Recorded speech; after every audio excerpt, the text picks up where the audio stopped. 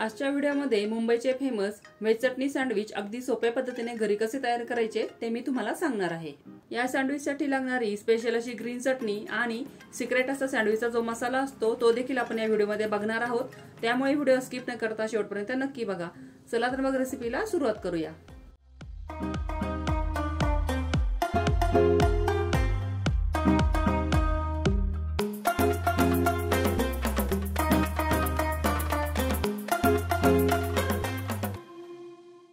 सगळ्यात अगोदर आपण सँडविचचा सिक्रेट मसाला तयार करणार आहे। तर त्यासाठी पॅन मध्ये घ्यायचा आहे 4 टेबलस्पून जिरे, 2 टेबलस्पून बडीशेप, 1 टेबलस्पून लवंग, 1 टेबलस्पून काळी मिरी, 1 चक्री फूल आणि 1 ते 1.5 इंचाचे दालचिनीचे 2-3 तुकडे घ्यायचे आणि ते आपल्याला लो फ्लेमवर फक्त 2 मिनिटांसाठी भाजून घ्यायचं आहे।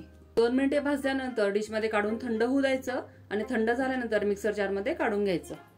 त्यानंतर यामध्ये 1 टेबलस्पून आमचूर पावडर, 1 टीस्पून सुंठ पावडर, पाव टीस्पून हिंग, 1 टेबलस्पून रॉक सॉल्ट, 1.5 टेबलस्पून साधे मीठ घालून हे आपल्याला बारीक वाटून घ्यायचं आहे। अशा प्रकारे मस्त आपला इथे सँडविच मसाला तयार झालेला आहे। एअरटाईट झाकण असलेल्या बरणीमध्ये भरून तुम्ही हा मसाला अगदी 6 महिन्यापर्यंत स्टोअर करून ठेवू शकता। अजिबात खराब होत नाही, याची टेस्टही चेंज होत नाही। आता आपण सँडविच साठीची स्पेशल अशी ग्रीन चटणी तयार करणार आहे। तर त्यासाठी मिक्सर जार मध्ये आपल्याला घ्यायची आहे 2 वाट्या कोथिंबीर, 1 वाटी पुदिन्याची पानं, 5 ते 6 हिरव्या मिरच्या, 10-12 कढीपत्त्याची पानं, अर्धा इंच आलं, 10-12 सोललेल्या लसणाच्या पाकळ्या, चवीनुसार मीठ, अर्धा चमचा चाट मसाला, अर्धा लिंबाचा रस आणि चटणीचा रंग छान हिरवागार राहावा म्हणून यामध्ये 5 ते 6 आईस क्यूब देखील घालायचे आहे।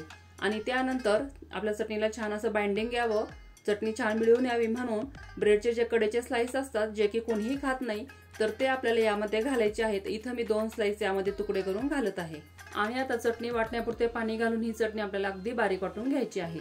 तुम्ही ते बघू शकता किती छान हिरवागार रंग आपल्या चटणीला आलेला आहे आणि आपली चटणी देखील अगदी मिळून आलेली आहे। आता ही आपण एका बाउल मध्ये काढून ठेवू।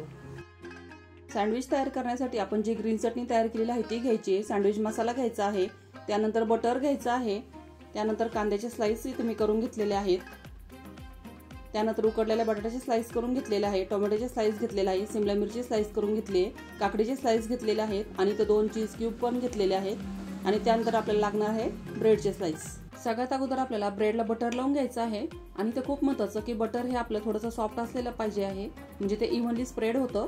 आणि त्यानंतर आपण जी ग्रीन चटणी तयार केलेली आहे ती पण यावर लावून घ्यायची आहे। आपल्याला जेवढं तिखट हवं असेल त्याप्रमाणे आपण याला चटणी लावू शकतो। दोन्ही स्लाइसला चटणी लावून झाल्यानंतर यावरती आपल्याला कांद्याचे स्लाइस अशा प्रकारे ठेवून घ्यायचे आहे, त्यानंतर यावरती काकडीचे स्लाइस ठेवायचे। आता यावरती आपण जो सँडविच मसाला तयार केलेला आहे तो अशा प्रकारे थोडासा स्प्रिंकल करायचा, त्यानंतर यावरती टोमॅटोचे स्लाइस ठेवायच्या। आता यावरती पण अगदी थोडासा सँडविच मसाला स्प्रिंकल करायचा आहे आणि त्यानंतर यावरती मी शिमला मिरची ठेवलेली आहे। इथं तुम्ही शिमला मिरची तुम्हाला घालायची नसेल तर तुम्ही स्किपही करू शकता। आणि त्यानंतर उकडलेल्या बटाट्याच्या स्लाइस ठेवायच्या आहे आणि यावरती देखील आपल्याला सँडविच मसाला थोडासा स्प्रिंकल करायचा। हा मसाला करून तुम्ही हा सँडविच नक्की करून बघा, इतके टेस्टी हे सँडविच लागतात। म्हणजे तुम्ही एकदा जर केले तर तुम्ही कायम हे सँडविच बनवताल, इतके छान लागते। आणि त्यानंतर आता यावरती आपल्याला चीज किसून घ्यायचं आहे।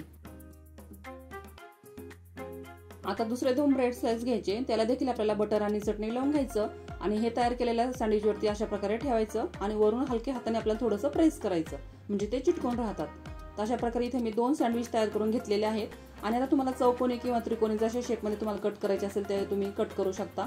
तर इथं मी ट्रायंगल शेपमध्येच म्हणजे त्रिकोणी शेपमध्येच कट करते आहे। एका सँडविचचे मी 4 तुकडे करणार आहे।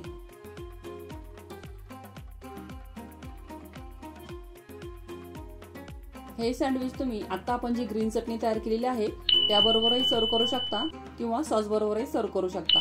खायला तर एकच नंबर लागतात। त्यामुळे तुम्ही अशा प्रकारची चटणी आणि आपण जो सँडविच मसाला तयार केलेला आहे तो नक्की करून बघा आणि हे सँडविच तयार करून बघा, तुम्हालाही नक्कीच आवडतील। आणि व्हिडिओ आवडला असेल तेवढ्याला लाईक, शेअर आणि चॅनल सबस्क्राईब नक्की करा। आणि तुम्ही ही रेसिपी ट्राय करून बघितल्यानंतर तुमचे सँडविच कसे झाले हे मला कमेंट करून सांगायलाही विसरू नका। आणि व्हिडिओ शेवटपर्यंत बघितल्याबद्दल सर्वांचे अगदी मनापासून धन्यवाद।